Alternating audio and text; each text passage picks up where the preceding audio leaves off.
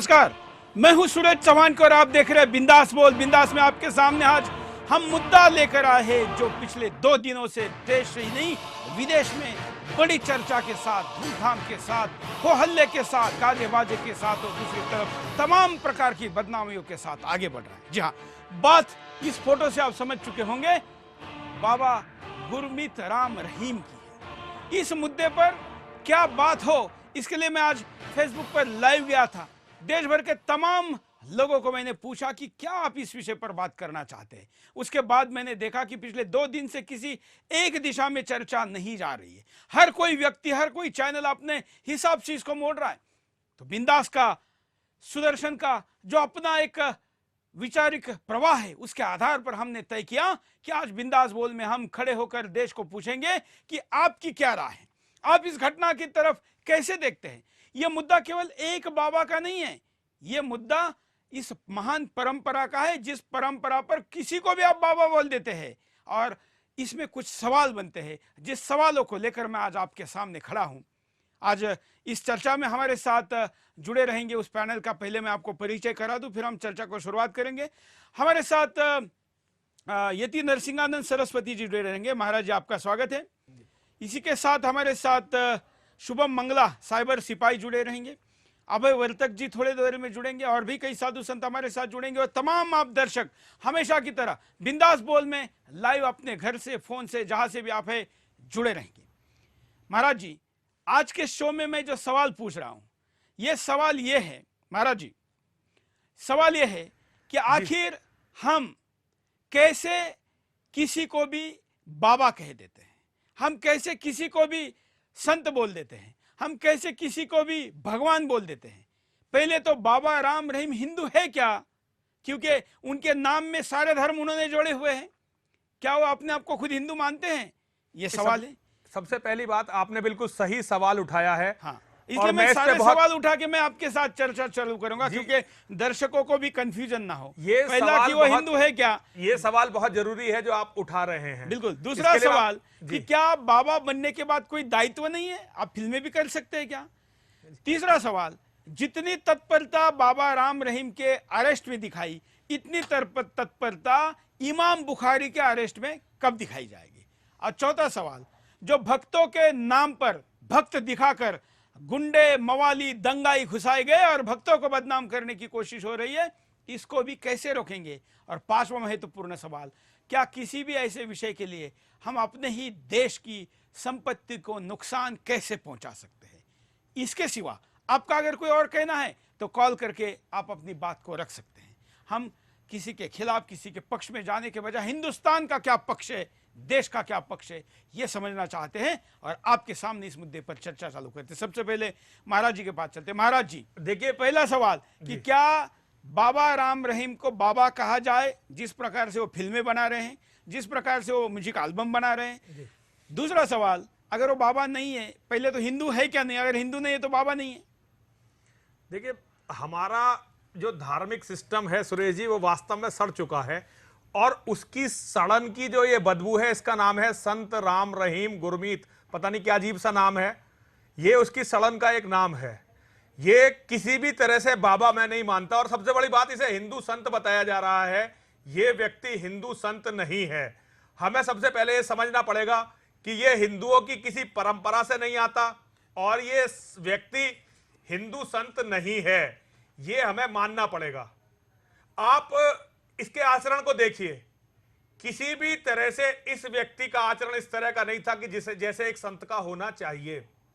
हमारे यहां संतों की मर्यादाएं हैं, हमारे यहां परंपरा से संत को त्याग के लिए कहा गया है। इस व्यक्ति के जीवन में कहीं भी त्याग नहीं था, केवल भोग और विलास था।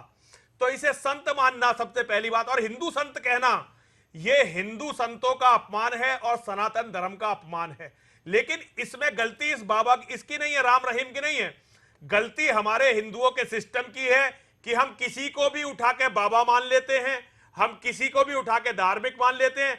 ये हिंदू नहीं है, राम रहीम हिंदू नहीं है। लेकिन एक बहुत बड़ा दुर्भाग्य है, इसके अनुयायी हिंदू है, ज्यादातर हिंदू है। ज्यादातर नहीं, सारे हिंदू है। क्योंकि हिंदुओं में अनुयायी में कोई भी क्रिश्चियन नहीं है, कोई सरदार नहीं है, कोई मुस्लिम नहीं है।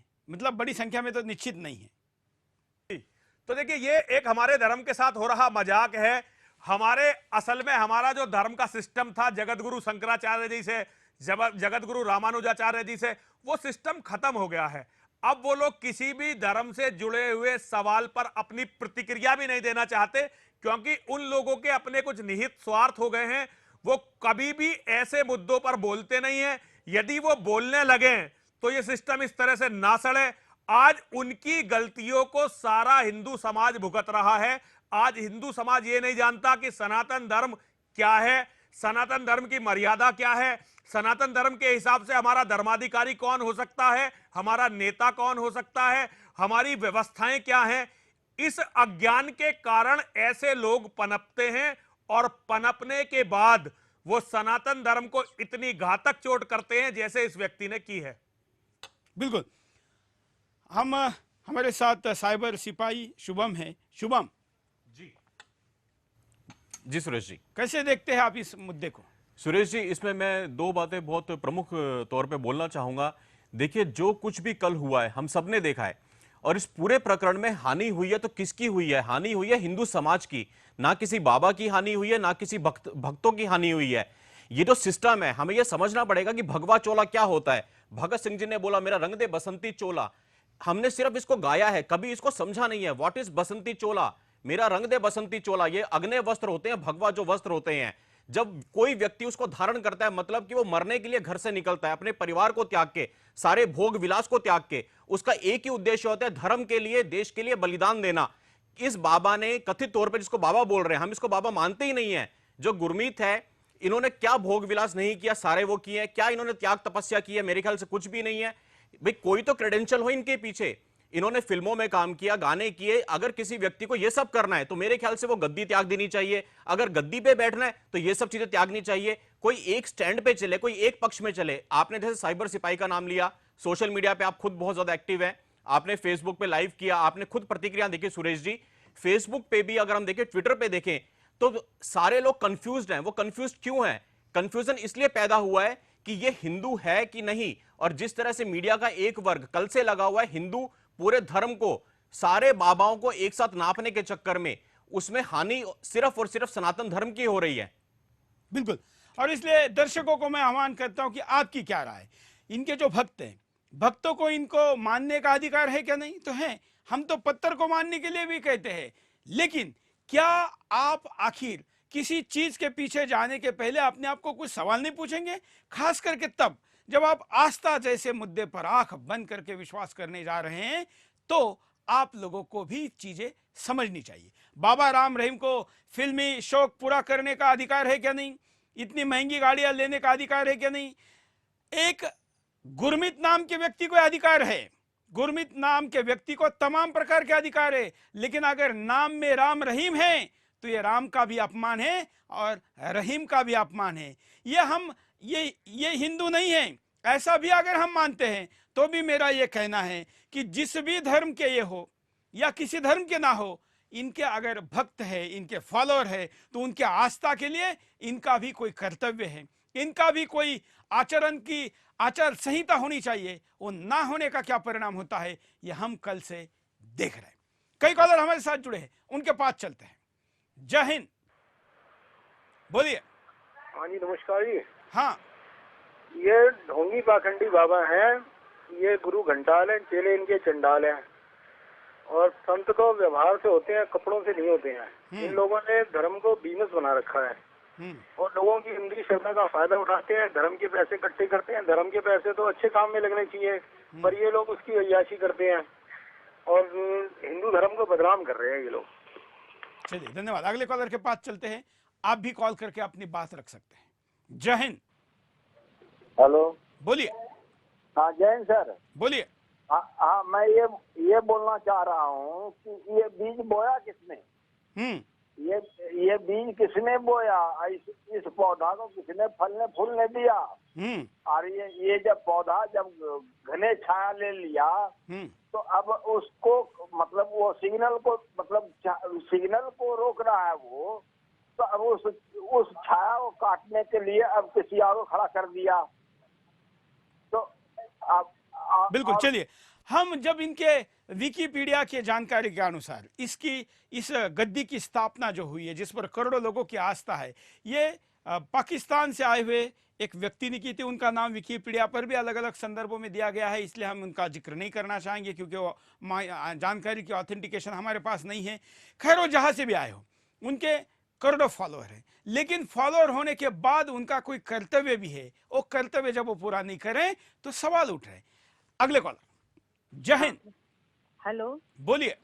हाँ, मैं असम से बोल रही हूँ, दुर्गा झा। हाँ जी, मैं यही बोलना चाहती हूँ, ये जोगी नहीं है, ये भोगी हैं। और ऐसे भोगियों का पास हमारे देश की जनता कभी इनके आश्रम में नहीं जाना चाहिए। जैसे बापू आसाराम थे, उसी तरह से ये और सारे जितने निकले हैं, ये सब ढोंगी हैं और ये हमारे सनातन धर्म का नाशक हैं। इनको तो पहले ही प्रतिबंध हमारे शासक लगाना चाहिए और इतने गिरे हुए इंसान को कभी भी स्थान नहीं, इनको तो फांसी पे चढ़ाना चाहिए।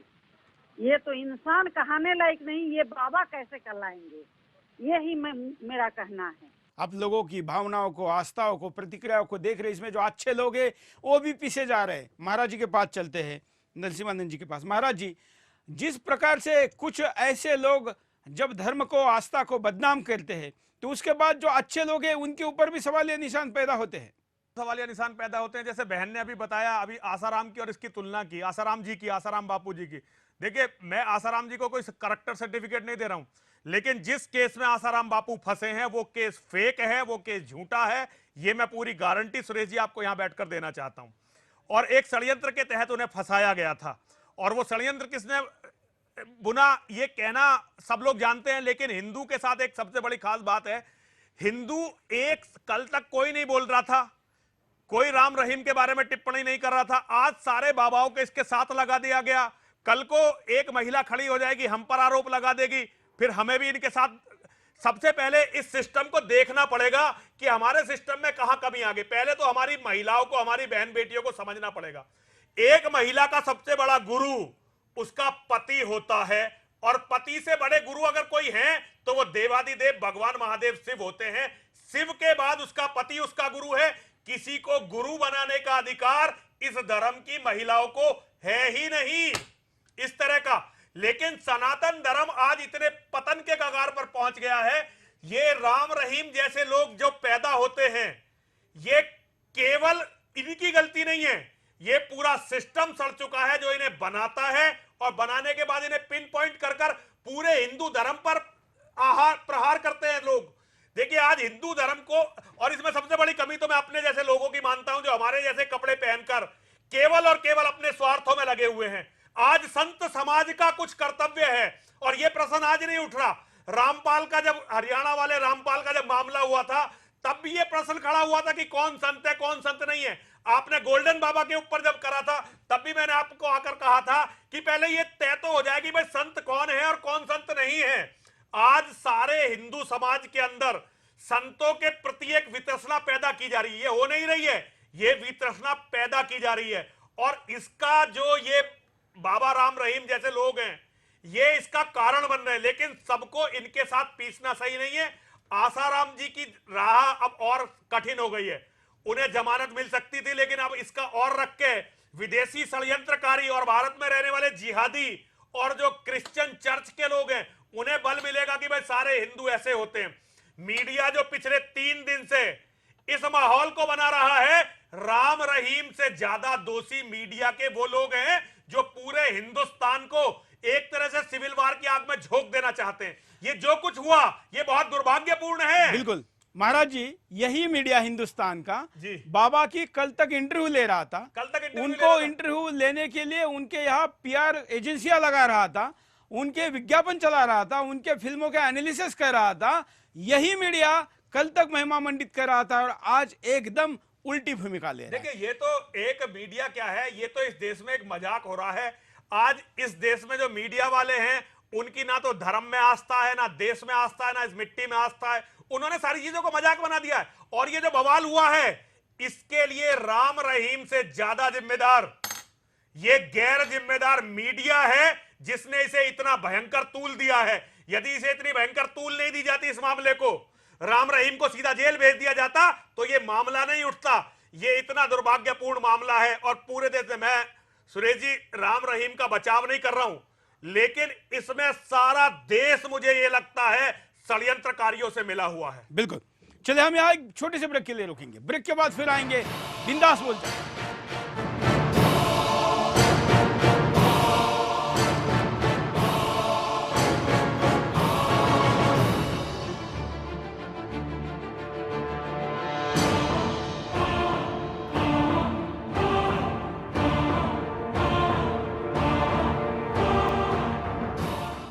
ब्रेक के बाद आपका एक बार फिर से स्वागत है। बिंदास बोल देख रहे हो और बिंदास में आपके सामने हम मुद्दा लेकर आए। हम कई सवाल खड़े करें और हमारा कहना है कि क्या, पहला सवाल, बाबा राम रहीम को हिंदू कहा भी जाए या नहीं, और बाबा कहा जाए भी नहीं, और अगर बाबा कहा जाए तो बाबा तो हिंदू धर्म में होते हैं, अगर वो हिंदू है नहीं तो बाबा कैसे कहा जा रहा है, और अगर बाबा नहीं तो क्या कहा जाना चाहिए। आखिर करोड़ों संत जिस गद्दी पर बैठे, उस गद्दी पर बैठने वाले व्यक्ति को फिल्मों में काम करने का शौक है, डांस और रॉक शो करने का शौक है, तो उसके लिए वो गद्दी छोड़कर किसी पात्र व्यक्ति को, काबिल व्यक्ति को, पूज्य व्यक्ति को वहां पर क्यों नहीं बिठा देता और अपने शौक पूरे क्यों नहीं कर सकता।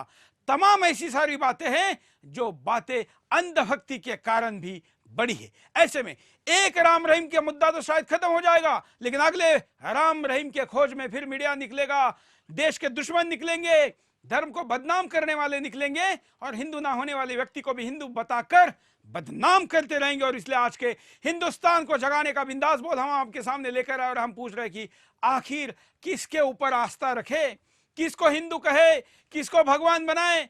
आंख बंद करके किसी को भगवान बनाएंगे, इंसान को भगवान बनाएंगे तो क्या होता है, ये बार बार हम देख चुके हैं। और इसलिए आज के बिंदास में आपको हम बात करने के लिए कह रहे हैं कि आपकी राय क्या है। अब हमारे साथ अभय वर्तक जी जुड़ गए हैं। अभय जी, इस मुद्दे की तरफ आप कैसे देखते हैं? अभय जी, चलिए शायद अभय जी से हमारा संपर्क नहीं हो पा रहा, हम कॉलर के पास चलते हैं, कॉलर की बात सुनेंगे, फिर हम अतिथियों के पास दोबारा जाएंगे। जय हिंद, बोलिए। हाँ जय हिंद सुरेश हाँ, जी, नमस्कार। बोलिए। अशोक पांचाल, दिल्ली सादरा से। बोलिए। सुरेश जी, मैंने एक पिक्चर देखी थी, गोपी। हाँ, उसके अंदर जो है एक गाना था, उसमें ये दिया हुआ था कि जो मतलब रामचंद्र कहे गए सिया से, ऐसा कलयुग आएगा और हंस चुकेगा दाना तुमका, कलवा मोती खाएगा, और जो होगा लोभी और भोगी वो जोगी कहलाएगा। और आज यही हकीकत सामने आ रही है। मैं इतना ही कहना चाहता हूँ कि जोगियों के, भोगियों के भरोसे उसमें मत रहना। बिल्कुल। चलिए, शुभम कुछ दिखाना चाह रहे हैं। शुभम जी हाँ, सुरेश जी, मैं आपके चैनल के माध्यम से अपने दर्शकों से अनुरोध करूंगा और कैमरामैन से अनुरोध करूंगा, जरा इस यहाँ पे जूम करें। अगर ये क्लियर नहीं आएगा तो दर्शक हमारे सारे समझदार हैं, वो अपने अपने मोबाइल पे या कंप्यूटर पे, लैपटॉप पे जाकर के इस गुरमीत का वेरीफाइड ट्विटर का अकाउंट एक दफे देखें। सुरेश जी, मैं ये पूछना चाहता हूं, एक सवाल रखना चाहता हूं, इन्होंने कहां पे लिखा है कि मैं धर्म गुरु हूं या बाबा हूं? ये अपने परिचय में बकायदा, ये वेरीफाइड अकाउंट है जो मैं आपको दिखा रहा हूं, ये इस पे लिखते हैं versatile singer, all-rounder, sports person, film director, actor, art director, music director, lyricist. इन्होंने कहीं भी अपने मुंह से बोला कि मैं धर्म गुरु हूं या धर्म प्रचारक हूं? मेरा एक सवाल है सुरेश जी, जिस तरह से हम जब छोटे बच्चे थे, हमारे एकेडमिक्स में, हमारे स्कूलों की किताबों में हमें उन लोगों को बताया गया कि आजादी दिलवाई जिन्होंने अपनी पीठ पे कभी एक कोड़ा, एक हंटर नहीं खाया। आज उसी तरह से सनातन धर्म पे इतना बड़ा संकट है कि उन लोगों को धर्माचार्य बनाकर के पेश किया जा रहा है जिन्होंने हिंदू धर्म के लिए कुछ भी नहीं किया है। इस षड्यंत्र को समझने की जरूरत है। और सुरेश जी, आपको याद होगा जब हम आखिरी दफे मिले थे तब आपसे एक अनुरोध किया था मैंने, और यति महाराज से भी किया था। हाल ही का एक नया उदाहरण है स्वामी ओम, जिसके लिए ओम भी नहीं बोलना, स्वामी भी नहीं बोलना। हमने यह अनुरोध किया था कि ऐसे लोगों को एक्सपोज किया जाए, क्योंकि ये डैमेज जो आज गुरमीत ने किया है, आने वाले 5 साल, 10 साल, 15 साल बाद स्वामी ओम भी वही करेगा। हमें इन लोगों को ना पनपने देना और उनको एक्सपोज करना है, ताकि हम सनातन धर्म की कुछ तो सेवा कर पाए।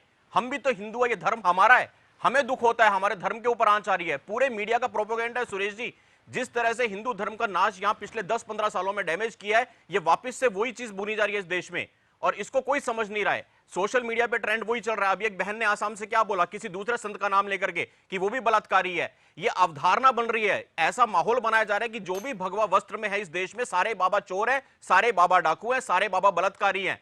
हमारा कर्तव्य बनता है, और सुदर्शन ने 10 साल जो तपस्या करी है, आज इस मुकाम पे आया है। बिल्कुल बिल्कुल। और ये इसीलिए हम इस मुद्दे को लेकर आपके सामने आए। मैं जी अभय वर्तक जी के पास चलूंगा। अभय जी, आवाज सुनाई दे रहा है? आ रहा है। आपकी क्या राय है बाबा राम रहीम इस मुद्दे पर? इसमें महत्वपूर्ण एक बात है कि बाबा राम रहीम इसमें दोषी है कि नहीं, इसमें तो न्यायालय ने स्पष्ट कर दिया। दूसरी बात है कि वहाँ पे जो मीडिया के ऊपर हिंसाचार हुआ है और इन वक्तों के ऊपर गोलियां चलाई गई है, तो मैं एक बात यहाँ पे सुस्पष्ट करता हूँ कि जो आम व्यक्ति है वो एक श्रद्धा रख के वहाँ पे बाबा के पास जा रहा था। जो बाबा की अरेस्ट होने के बाद उनकी भावना भड़क गई, उन्होंने हिंसा की। वो हिंसा की निंदा तो हमने पहली बार नहीं, मैं 10 बार चैनल पे कर चुका हूँ। लेकिन इसमें वहाँ पे जो पुलिस ने गोलियां चलाई है, वहाँ पे 30 भक्तों को मार डाला है, लेकिन उतना भी निंदनीय है। क्योंकि आज हम देखते हैं कि कश्मीर में हमारी सेना के ऊपर जब भी पत्थर फेंकी जाते हैं, सेना को मारने का प्रयास किया जाता है, तो वहाँ पे कहते हैं कि पैकेट गन मत चलाओ, रबर की गोलियां मत चलाओ। वहाँ पे गोली चलाने के ऊपर बहुत बड़ा बवाल होता है। तो पुलिस ऐसे कैसे गोलियां चला सकती है और 30 आम भक्तों को मार डालती है? और कोर्ट भी ये कहता है कि गोली दिखते ही गोली मारने की बात करता है। यही कोर्ट जम्मू कश्मीर की जब बात आती है तो भाषा बदल देता है। जी, आज भी हम देखते हैं कि आज कश्मीर में हमारे सेना के 5 नौजवानों को शहीद होना पड़ा है, उनको वीर गति प्राप्त हुई है। लेकिन वहाँ पे कोई नहीं कहता है कि जो अलगाववादी है उनको गोलियां मार दो। वहाँ पे गोलियों की सचमुच में आवश्यकता है, वहाँ पे गोलियां नहीं चलती है, और जहाँ पे आम भक्त है उसके ऊपर गोलियां चलाई जाती है। तो ये निंदनीय है। महाराज जी के पास चलते। महाराज जी देखिए, इसमें भक्त का तो कोई दोष नहीं है। नहीं, भक्त का दोष है। भक्त का दोष कैसे नहीं है? आप सुरेश जी कैसे कह सकते हैं? कैसे भक्त हिंदू है। भक्त का सबसे बड़ा दोष है कि भक्त हिंदू है। इस देश में मुसलमान पर गोली नहीं चल सकती, इस देश में ईसाई पर गोली नहीं चल सकती, लेकिन हिंदू यदि कहीं खड़ा है और उससे कोई छोटी मोटी गलती हो गई है तो उस पर गोली चलाने का पूरा अधिकार पुलिस को भी है, प्रशासन को भी है, कोर्ट को भी है। ये कोर्ट कहां मर जाता है तब जो आप कह रहे हैं। मैं तो न्यायपालिका पर बहुत आज दिग्भ्रमित हो गया हूं। न्यायपालिका, वो न्यायपालिका जो कर्नल पुरोहित को, आर्मी के एक सैनिक को 9 साल तक बिना किसी सबूत के जमानत नहीं देती, जबकि जमानत का प्रोविजन अंग्रेजों ने किया था इसलिए कि जब तक व्यक्ति दोषी सिद्ध ना हो जाए उसे निर्दोष मानना चाहिए। यही अदालत जो साध्वी प्रज्ञा को 8 साल से ज्यादा जेल में रखती है, यही अदालत तब कहां मर जाती है जब heart of the country Delhi में बैठकर इमाम बुखारी पूरी सरकार का, पूरी न्यायपालिका का मजाक उड़ाता है। जिस जामा मस्जिद में आज तक इलेक्ट्रिक मीटर नहीं लगा, अरबों रुपए का बिल हो गया, करोड़ों का नहीं, आजादी के बाद से अब तक का 150 जामा मस्जिद के और ये सारे लोग, सारी न्यायपालिका देखिए मुसलमानों के, मैं आप अगली बार मुझे बताइए, मैं डाटा लेकर आऊंगा, 1000 ऐसे दंगे बताऊंगा जहां मुसलमानों ने जान की और माल की हानि की। मुंबई का आजाद मैदान महाराज जी, और हमारा डासना मसूरी में थाने पर जब हमला किया था, जिन लोगों ने हमला किया वो लोग पुलिस की गोली से मारे गए, उन्हें 5-5 लाख का मुआवजा मिला। जिन बहन बेटियों के साथ सड़क पर बलात्कार हुआ उनकी रिपोर्ट पुलिस ने नहीं लिखी। ये न्यायपालिका रोहिंग्या मुसलमानों को, देखिए मानवाधिकार आयोग उसे भी तो न्यायपालिका का एक हिस्सा मानना चाहिए। मानवाधिकार आयोग जब हिंदू मरते हैं पता नहीं कहां चला जाता है, रोहिंग्या मुसलमानों को निकालने की बात आई और ये मानवाधिकार आयोग कहता है हम निकाल नहीं सकते। ये सारे देशद्रोही गद्दार यहां पर हिंदुओं के भाग्य का निर्णय करने वाले हो गए। तो आप सुरेश जी समझ लीजिए, जिस दिन आफत नरसिंहानंद पर आएगी उस दिन नरसिंहानंद दोषी होगा, शुभम पर आएगी शुभम दोषी होंगे, अभयवर्तक पर आएगी अभयवर्तक दोषी होंगे, और जिस दिन आफत सुरेश चौहान पर आएगी सुरेश चौहान दोषी होंगे, क्योंकि हम सब हिंदू हैं। इसलिए ये कहना कि भक्तों का कोई दोष नहीं था, ये मैं नहीं मान सकता। हिंदू होने से बड़ा पाप इस देश में ना कभी था। 1300 साल से इस देश में जो हो रहा है वही अब चल रहा है। सबसे बड़ा पाप है इस देश में हिंदू होकर जीवित रहना। बिल्कुल, चलिए हमारे साथ कई कॉलर जुड़े, उनके पास चलते हैं। कॉलर के बाद हम अभयवर्तक जी के पास चलेंगे। जय हिंद, बोलिए। हाँ जी सुरेश जी नमस्कार। हाँ बोलिए। एतद्देश प्रसूतस्य सकाशातग्र जन्मनः स्वं स्वं चरित्रं शिक्षेण पृथिव्याम सर्व मानवः। हमारे देश के इंसान ने पैदा होकर अपने चरित्र के द्वारा दुनिया के सारे मानवों को शिक्षा दी है, लेकिन इस समाज में कोई कोई कुड़कुड़ होता है, उसकी चर्चा ज्यादा होती है। जैसे अभी संत जी ने बताया, किसी मुसलमान, किसी क्रिश्चियन पादरी के बारे में उसने इतने इतने कांड किए हैं और सरेआम घूमते हैं, करोड़ों रुपया जबरन किया, खाते हजारों लोगों को मारा है। या कश्मीर के अंदर आप देख लीजिए, डंके की चोट पे बोलता है मैंने इतने हिंदू मारे हैं, डंके की चोट पे बोलता है और उसके ऊपर कोई एक्शन नहीं होता। और यदि कोई एक्शन लेने की बात आएगी तब क्या होगा? आपने क्या राम के ऊपर, भगवान विष्णु के ऊपर, भगवान शिव के ऊपर, भगवान हनुमान के ऊपर पार्लियामेंट के अंदर क्या क्या शब्दों का प्रयोग किया? क्या कोई ऐसे शब्दों का प्रयोग मोहम्मद के बारे में कर सकता है क्या? आप पे एक्शन आ गया 50 MP। भारत की हिस्ट्री में पहली बार 50 MP आपके अगेंस्ट राज्यसभा में लाते हैं रेजोल्यूशन, और राज्यसभा जब आपको सजा देगी उस पर सुप्रीम कोर्ट भी कुछ नहीं कर सकता, आपको भी जेल में जाना पड़ेगा। हम उससे डरते नहीं, आप चिंता मत करिए। हमने तो राज्यसभा ने जब महाराज जी हमको नोटिस भेजा था तो हमने कहा था, तो हम तो राज्यसभा में आके जवाब देने के लिए तैयार है। भले ही राज्यसभा, अर्थात ये पूरी राज्यसभा का वर्डिक्ट नहीं था, ये तो सोनिया गांधी के गुलामों का हम नोटिस था, जिसका जवाब हमने दिया, ठोक बजा कर दिया। लेकिन ये सत्य है कि सिस्टम हिंदुओं के खिलाफ ही जाती है। या बाबा हिंदू हो ना हो, भक्त हिंदू जरूर है। एक छोटे से ब्रेक के लिए रुकते हैं, ब्रेक के बाद आएंगे बिंदास।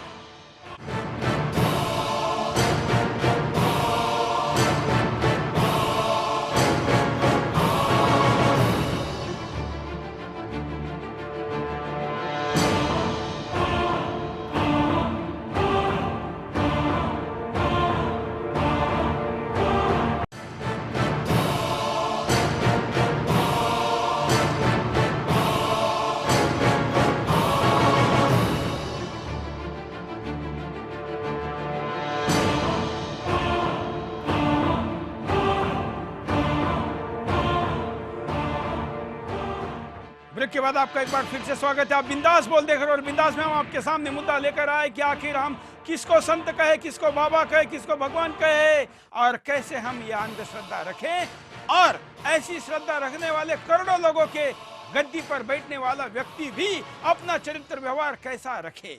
आखिर बाबा भले हिंदू हो ना हो, लेकिन भक्त हिंदू है, और जहां भक्त हिंदू खड़ा है वहां पर उसके ऊपर गोलियां चलना लाजमी है। कल तक वायलेंस के खिलाफ बात करने वाले, आग उगलने वाला मीडिया, आज जब पता चला कि मरने वाले सारे हिंदू डेरा के ही थे, तब बोलने के लिए तैयार नहीं है। हमारे साथ महंत नारायण गिरी जी जुड़े हुए हैं। महाराज जी, आपका क्या कहना है इस विषय पर? देखिए जी, ये तो ऐसा है कि जो भी है ये बहुत ही गलत है। इतने लाखों लोग उनको मानने वाले भी है, और इतने जो है वो जो है सारे लोग गलत नहीं हो सकते हैं, उनको इतना श्रद्धा लोग रखते हैं। और कुछ भी जो भी तय हुआ है वो तो अदालत सजा देगी, अदालत की काम है। और ये तो उनके अनुयायी जो है, ये तो मेरे ख्याल से पुलिस वगैरह, पुलिस गोली से मरे हैं लोग ज्यादातर, क्या कैसे मरे हैं। हाँ हाँ ना जी। और उसने जो है, उन्होंने कोई नुकसान तो ऐसा किया नहीं है कि आम जनता पे कोई किसी को और कोई किसी व्यक्ति को नुकसान पहुंचाया हो या किसी घर में हमला किया हो, ऐसा तो कुछ नहीं है। मतलब जी जी। लेकिन एक इसके साथ मुद्दा ये है, भक्तों के साथ तो हमारी पूरी सहानुभूति है, और जो आगजनी हुई है भक्तों ने नहीं, ये गुंडों ने की है। हमारे साथ, हमारे पास आंकड़ा है, कल जब पंचकुला में मोबाइल के लोकेशन को ट्रैक किया गया तो 35,000 के आसपास मोबाइल, जो सामान्य से 3 गुना ज्यादा थे, पश्चिम उत्तर प्रदेश के क्षेत्र के देखे गए हैं। आखिर पश्चिम उत्तर प्रदेश क्षेत्र के लोग अचानक इतनी बड़ी संख्या में वहां पर कौन आए, और वो कौन लोग थे, उन्होंने दंगा किया, इसकी जांच होनी चाहिए। लेकिन प्रथम दृष्टया ये दिखता है कि दंगा करने वाले भक्त नहीं थे, लेकिन मरने वाले भक्त थे। महाराज जी, जांच होनी चाहिए, इसमें तो सीबीआई जांच होनी चाहिए कि जो भी दंगा किया है, जो दोषी है, उनको दंड मिलना चाहिए। और पूरा एक जो पूरा हिंदू समाज को और पूरा संत समाज को ऐसे जो है मीडिया वाले, जो कुछ मीडिया वाले ऐसा बदनाम कर रहे हैं कि जैसे जो संत समाज पूरा जो है ऐसे ही वो जो सारा साधुओं को लोग जो है शंका की दृष्टि से देखने लग जाएंगे। नहीं, लेकिन महाराज जी, आप तो अखाड़े के महंत भी है, किसको संत कहा जाए इसका भी तो नियम है। वैसे बाबा राम रहीम को संत कैसे कह सकते हैं जो हिंदू ही नहीं है? नहीं, वो तो संत तो नहीं है, एक तरह से वो परंपरा से नहीं जुड़ा हुआ है। हाँ। फिर भी वो एक मतलब लोगों में एक जो है दारू छुड़वाना, बहुत सा कुछ सामाजिक कार्य भी, अच्छे कार्य भी कर रहे थे, वो कुछ अच्छे भी कर रहे थे। हम अच्छे कामों की तो किसी की भी तारीफ करेंगे, लेकिन क्या अच्छे काम करते हुए आप फिल्मों में काम करना, आप बॉलीवुड में काम करना, अपने जैसे अभी शुभम ने बताया कि ट्विटर प्रोफाइल पे सब कुछ बॉलीवुड का ही लिखा है, क्या आपकी जिम्मेवारी नहीं है जब आपके पीछे करोड़ों भक्त होते हैं तो आपका व्यवहार, आपका चरित्र, आपका सब कुछ उसके लायक नहीं होना चाहिए? नहीं, वो तो होना चाहिए। जैसे स्वामी सुब्रमण्यम ने कहा कि ये देश में एक ऐसा षड्यंत्र चल रहा है, कुछ पुराना कांग्रेस विचारधाराओं के कुछ ऐसे ही मोदी जी को कुछ बदनाम करने के लिए पूरा देश में ऐसा कुछ षड्यंत्र, कुछ ऐसे लोग जो तत्व आ गए हैं जिससे कि वातावरण को पूरा खराब करना चाहते हैं। तो ये सभी चीजों की जांच होनी चाहिए कि ये कौन जो गलत लोग है, इस तरह जो इतने बड़ा लोगों को जो है जान हानि का माल नुकसान हुआ है, जो भगत लोगों के ऊपर हुआ है, वो तो बेचारे श्रद्धालु से, उनका तो कोई दोष नहीं था उसमें। बिल्कुल, चलिए धन्यवाद। मैं महाराज जी के पास चलूंगा। महाराज जी, अब एक बात और आगे बढ़ती है कि जिस प्रकार से ये भक्तों को बदनाम किया जाए, चलिए इनकी तो कई गलतियां हैं, अच्छे काम भी है लेकिन कई गलतियां हैं। भक्तों ने श्रद्धा रखी, वो तो एक तरीके से मॉब फॉलोइंग थी कि बाकी लोग जा रहे तो वो भी जा रहे हैं, और उस गद्दी पे रखी जिस गद्दी पे पहले 2 लोग बैठ चुके थे। तो ऐसे में जब बाबा अपना गुरु, उनका जो भी, जिसको बाबा कहा जाए कि नहीं ये भी सवाल है, लेकिन जो उनके गुरु थे, उस गुरु की बदलती गलत दिशा को रोकने का काम भक्त क्यों नहीं कर रहे थे? देखिए, ये भक्तों में इतना नैतिक साहस नहीं होता। वो जिसे अपना भगवान मान लेते हैं उसके सामने वो उसकी फिर बुराइयों को देखते नहीं है। ये हमारे धर्म की आदिकालीन परंपरा, इसका नुकसान हम लोगों को इतना उठाना पड़ा है। लेकिन आपने जो ये प्रश्न उठाया है कि पश्चिमी उत्तर प्रदेश के बहुत बड़ी तादाद में लोग वहां गए थे, कहीं जांच नहीं होगी सुरेश जी, लेकिन इसकी जांच होनी चाहिए। मैं एक छोटी सी चीज की तरफ आपको एक ध्यान दिलवाता हूं। अभी 4-5 दिन पहले खतौली में एक रेल दुर्घटना हुई है, और आप कल 24 तारीख का ये भीलवाड़ा का भास्कर देखेंगे, वहां पर एक बहुत बड़ा षड्यंत्र था रेल दुर्घटना करवाने का। आप अगर अखबारों के माध्यम से भी देखेंगे तो 1 महीने के अंदर कम से कम 20 जगह ट्रेनों की पटरियों को इस तरह से छेड़ा गया है कि वहां अधिक से अधिक लोग मरे। ये एक बहुत बड़ा षड्यंत्र हिंदू के खिलाफ है, जिसे हिंदू समझना नहीं चाहता, और इस देश में जांच एजेंसियां मुझे लगता है कि बिल्कुल सो गई हैं। खतौली में जिस तरह की ट्रेन दुर्घटना हुई, वहां सारे लोग हरिद्वार जा रहे थे, एक विशेष ट्रेन थी जिसका एक्सीडेंट करा गया, और वहां सारे लोग एक मत हैं कि वो साधारण दुर्घटना नहीं थी, एक आतंकवादी सुनियोजित कार्रवाई थी। लेकिन किसी भी जांच एजेंसी ने उसकी तरफ उंगली नहीं उठाई, और भारत का संत समाज, उसके बारे में तो मैं कुछ कहना नहीं चाहता। हालांकि जितने भी लोग उस खतौली की ट्रेन में हरिद्वार जा रहे थे वो सारे किसी ना किसी संत के भक्त होंगे, लेकिन लोग मारे। और एक बात मैं और आपको बताना चाहता हूं सुरेश जी, 30 लोग मरे हुए दिखाए। अगर आप उन बोगियों की हालत को देखेंगे तो आपको पता चलेगा कि कितना बड़ा नरसंहार वहां इस्लामिक जिहादियों ने कर दिया, लेकिन कोई भी बोलने वाला नहीं है। और एक बात मैं सुरेश जी, अंतिम बात मेरी तरफ से, जितने भी लोग राम रहीम की तरफ गए थे उसमें ज्यादातर लोग अपने परिवारों को, बेटियों को, अपनी पत्नियों को लेकर गए थे। कोई भी दंगाई दंगा करने के लिए अपनी परिवार को लेकर नहीं जाता। इस बात को कोई भी आदमी, जांच एजेंसियां जरा अपने दिल पर हाथ रखकर बताएं कि क्या कोई व्यक्ति जहां झगड़ा करने जा रहा है अपने परिवार को और महिलाओं को लेकर जाएगा? और दूसरी बात मैं वायलेंस को लेकर कहूंगा, अगर वो राम रहीम के लिए हिंदुओं ने नरसंहार किया है, दंगा किया, ऐसा लोग कह रहे हैं, तो राम के लिए तो 25 साल में दंगा नहीं किया ना, उनको तो टेंट में रखा हुआ है, फिर भी हिंदू शांत है। तो जो हिंदू अपने सबसे बड़े आराध्य के लिए 25 साल में सड़क पर नहीं उतरा, और राम रहीम के लिए कैसे उतरेगा? ये वो नहीं उतरा है, ये उतरा है जो दंगा करने के इरादे से, प्लानिंग के साथ आया था। अगर आप देखेंगे तो उसमें कश्मीर के भी कई नंबर ट्रेस हो रहे हैं, जो कि हरियाणा में इतने संख्या में सामान्यता नहीं देखे जा सकते। अगर हम फोटो को देखेंगे तो जो बॉडी स्ट्रक्चर है वो कई फोटो में आपको दिखेगा कि यह हरियाणवी बॉडी स्ट्रक्चर नहीं है जो दंगा करते हुए लोगों का दिख रहा है। तो ये तमाम सवाल है जिसको लेकर कल हम सबके सामने आने वाले हैं, लेकिन आज जो बिंदास बोल में हम बेसिकली मुद्दा उठा रहे हैं। हाँ, कुछ आप कहना चाह रहे हैं? जी, मैं बहुत संक्षेप में छोटे-छोटे 3 पॉइंट बोलूंगा। सबसे पहले हमें टाइमिंग देखनी होगी। बहुत ये विचारणीय तथ्य जो मैं बोलने जा रहा हूं, कल जब कोर्ट का फैसला आया उसके बाद में पहला पत्थर या पहली आग या पहला आंसू गैस का गोला कितने बजे चलाया गया, तकरीबन आधे घंटे के बाद में हुआ है। एक सवाल उठता है, कोर्ट के फैसले के बाद तथाकथित भक्त हो या भीड़ हो, वो तुरंत उग्र होगी, with in a second reaction आएगा। जो आधे घंटे बाद हो वो सुनियोजित प्लान्ड चीजें होती हैं तो जांच होनी चाहिए। दूसरी बात, अभी किसी महंत जी ने बोला कि जिनके करोड़ों फॉलोअर्स हैं, मैं एक काउंटर क्वेश्चन करता हूं, करोड़ों फॉलोअर्स तो जाकिर नायक के भी हैं, तो क्या हम उसको क्लीन चिट दे दें? करोड़ों फॉलोअर्स होना किसी के साफ होने का पैमाना नहीं है। तीसरी बात, नहीं, वो देखिए ये गुरमीत के नहीं थे जी, वो बाबा राम रहीम के थे जो उस गद्दी पे बैठा। एग्जैक्टली, वहां कल भी कोई बैठेगा उसका भी सम्मान होगा। हाँ, जो फॉलोवर्स उसका पैमाना नहीं है। और तीसरी बात सुरेश जी जो बहुत नाजुक है समझने वाली, वो ये है कि इस देश में आपने एक सवाल पूछा कि संत होने का अधिकार किसको है। मैं संत नहीं हूं, मैं एक आम हिंदू घर से आता हूं, मैं हिंदू धर्म को, मैं सनातनी धर्म को फॉलो करता हूं। आज पैनल में सारे भगवाधारी हैं, इन सबका सम्मान है, लेकिन हिंदू होने के नाते मेरे मन में एक पीड़ा जो आपके चैनल से मैं बोलना चाहता हूं, संत कौन हो।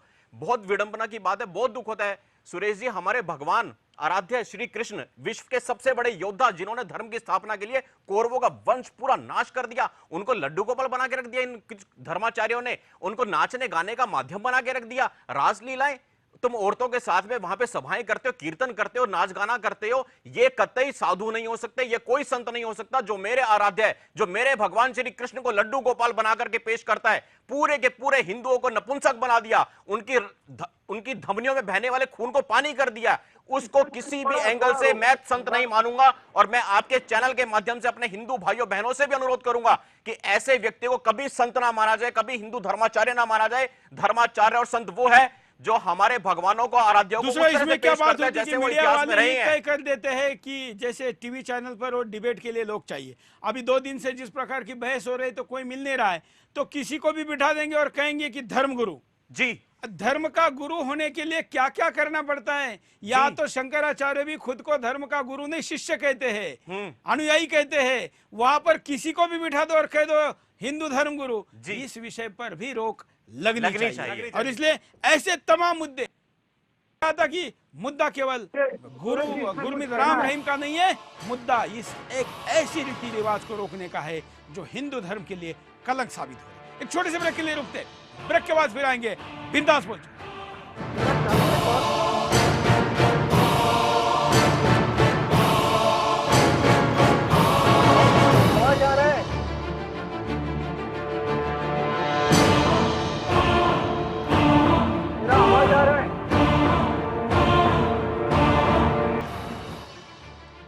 हमारे साथ अभय वर्तक जी जुड़े, उनके पास चलेंगे। अभय जी, जो चर्चा इस वक्त हो रही है उस रुख में आप क्या जोड़ना चाहेंगे? लेकिन यहाँ पे मुद्दा बीच में आया था रजा अकादमी का। हाँ, तो मैं इसके बारे में कहना चाहता हूँ कि अभी बाबा राम रहीम के भक्तों द्वारा उन्होंने कहा कि हिंसाचार कहा और इसके ऊपर बाबा जी की पूरी संपत्ति जब्त कर ली। मुझे आप बताइए कि आज तक 2012 में मुंबई में ये हिंसा हुई, इसमें सभी आज जिसकी ओबी वैन जलाई गई उनकी ओबी वैन अभी उस समय जलाई गई थी। रजा अकादमी की संपत्ति आज तक जब्त क्यों नहीं हुई, ये इसका प्रश्न का उत्तर देना आवश्यक है। दूसरी बात है कि हम बाबाओं को और सभी संतों को सेक्स स्कैंडल के बारे में कहते हैं और इनके ऊपर कार्रवाई की बात सब लोग मीडिया आज कर रही है।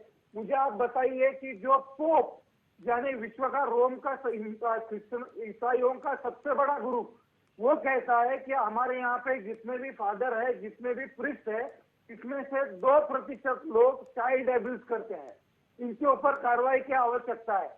लेकिन किसी भी सरकार की हिम्मत नहीं हुई 2% यानी 8000 ऐसे ईसाई फादर केस की जिनके ऊपर कार्रवाई की आवश्यकता थी, जिनको अरेस्ट करना आवश्यक था, लेकिन आज तक उनको किसी ने अरेस्ट नहीं किया। तीसरी बात कि बाबा राम रहीम जी के आश्रम के ऊपर जब्ती लाद गई, उसके अंदर रेट डाले गए। आज देश में जितने भी मदरसा है, जितनी भी मस्जिदें है, मैं आपको बताता हूँ इसके ऊपर अगर सरकार रेट डालेगी तो इतनी बड़े पैमाने के ऊपर AK-47 AK-56 जमा होगी बाबा के आश्रम से, तो लाठियां मिली है। यहाँ से जितने भी मस्जिद और मदरसे है AK-56 जब्त किया जाएगा, लेकिन इसके बारे में कोई बात नहीं करता है। आज कर्नाटक में पॉपुलर फ्रंट ऑफ इंडिया इतना हैवानियत कर रही है। कल ही एक हिंदू कार्यकर्ता की हत्या हुई, इसके ऊपर कोई नहीं बात कर रहा है, ईसाइयों के ऊपर कोई बात नहीं कर रहा है। इस देश में जो विपरीत स्थिति है कि बाबा राम रहीम के ऊपर कार्रवाई की है, जो भी कार्रवाई हुई है तो हमने उसके बारे में हमारी कोई शिकायत नहीं है, लेकिन इसी प्रकार की कार्रवाई जैसे महाराज जी ने कहा कि जामा मस्जिद के शाही इमाम के ऊपर होनी चाहिए, इसी प्रकार की कार्रवाई ईसाई जितने भी फादर और जितने भी प्रीस्ट है जो चाइल्ड अब्यूज कर रहे हैं, जो रसिस्ट है, मेरे पास इतने सारा कागज है, मैं पढ़ के दिखाने के लिए पूरा घंटा लगेगा कि जहाँ पे केरल में इन फादर और ईसाई धर्म गुरुओं के द्वारा रेप हुए हैं, बच्चों के ऊपर अत्याचार हुए, इनको आज तक कोई हाथ नहीं लगा पाया है। ना किसी मस्जिद के ऊपर रेट डाला गया है, ना मदरसा के ऊपर रेट डाला गया है। मेरे आजू बाजू में मुंबई में मैं जहाँ पे देखता हूँ, मुंब्रा में देखता हूँ, सोलापुर में देखता हूँ, नागपुर में देखता हूँ, सांगली में देखता हूँ, ऐसी बड़ी बड़ी मस्जिदें हैं कि जहाँ पे पुलिस की जाने की हिम्मत भी नहीं हो सकती है। आज इस देश में अगर असुरक्षित है तो सिर्फ और सिर्फ हिंदुओं के संत है। और जो भी बिल्कुल बिल्कुल, हम इसका एक थोड़ा पॉलिटिकल वर्जन पर चर्चा कर लेते हैं। हम कुछ कॉलर के पास चलेंगे, उसके बाद उसके पॉलिटिकल वर्जन पर भी जाएंगे।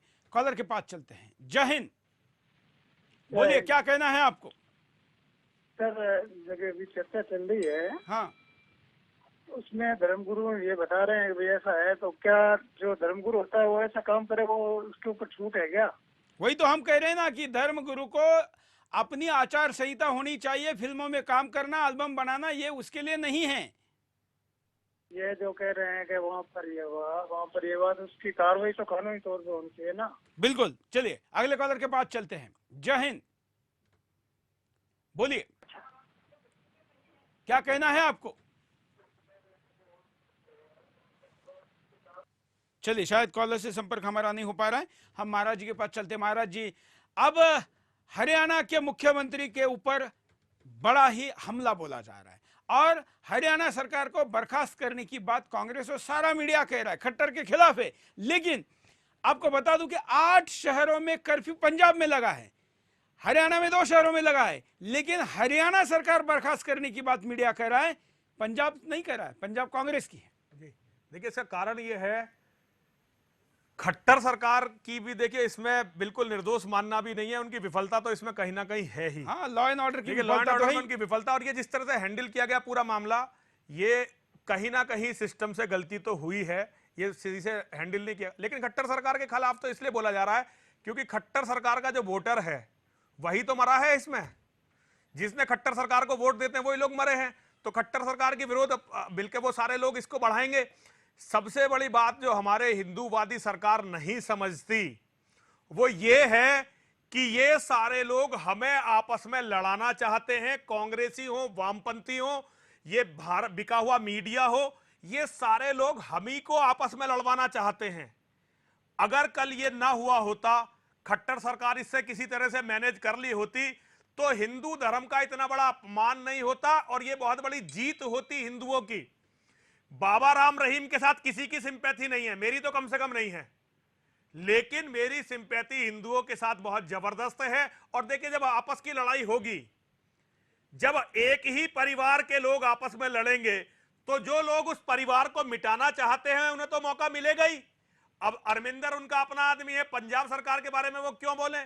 पंजाब सरकार को सेफ करके अब खट्टर का विरोध होगा, खट्टर को दोषी बताया जाएगा। पहले उन्हीं कामों के लिए बोलते हैं भाई ऐसे करो, बाद में खट्टर को दोष देते हैं। लेकिन ये हमारी हिंदूवादी सरकारों की भी एक गलती है, वो डरकर जब उन्हें सांप्रदायिक बोलते हैं तो अपने मुद्दों से हट जाते हैं, जबकि सत्य तो ये है कि उन्हें गर्व से कहना चाहिए कि वो हिंदुओं की वोटों से मुख्यमंत्री बने हैं और हिंदुओं के हित का कुछ ख्याल रखना चाहिए। आज जब इतनी मजबूत सरकारें केंद्र में और सारे राज्यों में हैं और उसमें भी हिंदुओं का ही दमन हो रहा है, तो ये दुर्भाग्यपूर्ण स्थिति है और इसका फायदा उठा रही है कांग्रेस। बिल्कुल।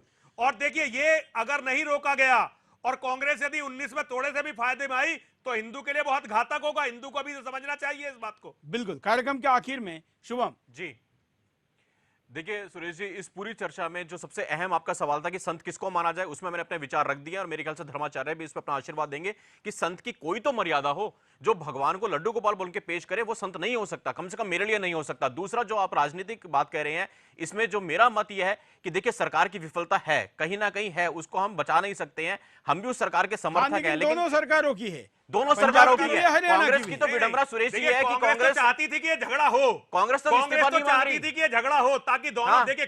आज भी आपको ये मानना पड़ेगा कि कांग्रेस एक विदेशी महिला के द्वारा चलाई जाती है।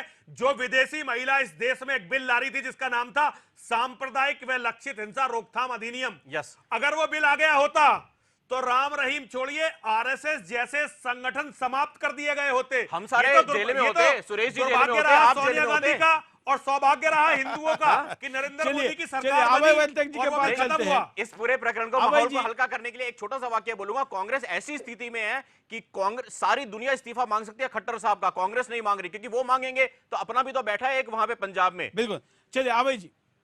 इसमें एक दो राय जाते जाते कि एक निश्चित स्वरूप से हिंदू समाज में अंतर्मुख होकर सोचना होगा कि सही संत कौन है और किसके पास जाना है, श्रद्धा क्या है, अपने धर्म का अभ्यास करना होगा। हमारे ग्रंथों के बिना अगर हम पढ़ के आगे जाएंगे तो अगर हम ऐसे गलत रास्ते पे भी जा सकते हैं, पहली बात।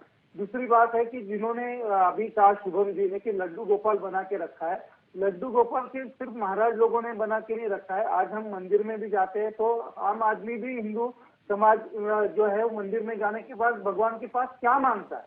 देखिए, आप सिर्फ मुझे नौकरी मिले, उतना मिले, देखिए कि ये समस्या पूरे हिंदू समाज की है कि जो हमारे हिंदू धर्म को पूरी तरह से शौर्य से बुलाया गया है, इसको हमें सभी को जागरूक करना होगा। ना सिर्फ संतों को इसको जिम्मेदार पकड़ सकते हैं। जो सही प्रकार के संत है वो दोनों प्रकार की साधना अपने शिष्यों को बताते हैं। मैं अभिमान से कहूंगा कि मेरे जो गुरुदेव है परात्पर गुरु डॉक्टर जयंत आठवले जी, वो दोनों शास्त्र धर्म की साधना भी बताते हैं और ब्राह्म तेज की भी साधना बताते हैं, और शुद्ध धर्म से भी साधना करने के लिए कहते हैं और वैश्य धर्म से भी साधना करने की सिखाते हैं। ऐसे नहीं है कि जो सही संत है वो आज भी आपको दोनों प्रकार की। बिल्कुल, चलिए, धन्यवाद। मैं आप तीनों का आभारी हूँ, तमाम दर्शकों का आभारी हूँ। हमने आपके सामने मुद्दा रखा। मुद्दे में हमारा साफ कहना था कि आखिर किसको बाबा कहे, किसको संत कहे, किसको महाराज कहे, किसको धर्म गुरु कहे। नियम बनाइए ना, एक बार नियम बनाइए, और ये नियम बनाने के लिए हिंदू धर्म के तमाम जो बड़े अधिकारी है वो आगे आए, शंकराचार्य आगे आए, सरकार भी हस्तक्षेप करे और ये तय करे कि किसके साथ गुरु लिखा जाएगा। जिसका एक चेला नहीं, इतना तो छोड़िए, जिसका खुद का गुरु नहीं, वो कैसे गुरु हो सकता है। ऐसे तमाम गुरुओं को, फर्जी गुरुओं को टीवी पर बिठा के गुरु बताना धर्म का अपमान है और भक्तों की गलती नहीं है, लेकिन अंधश्रद्धा रखना भी तो गलती है। आप जिस गद्दी पर श्रद्धा रखते हैं, उस गद्दी पर बैठने वाला व्यक्ति अगर उसका सम्मान नहीं कर सकता तो उसको जगाना, बताना, समझाना भी जरूरी है। जो आप नहीं करोगे तो आपका गुरु बिगड़ जाएगा और फाइनली पीछे आप जाएंगे। आज के कार्यक्रम में हम इन्हीं 5 मुद्दों के साथ यही रुकते हैं। आज के लिए इतना ही। जय।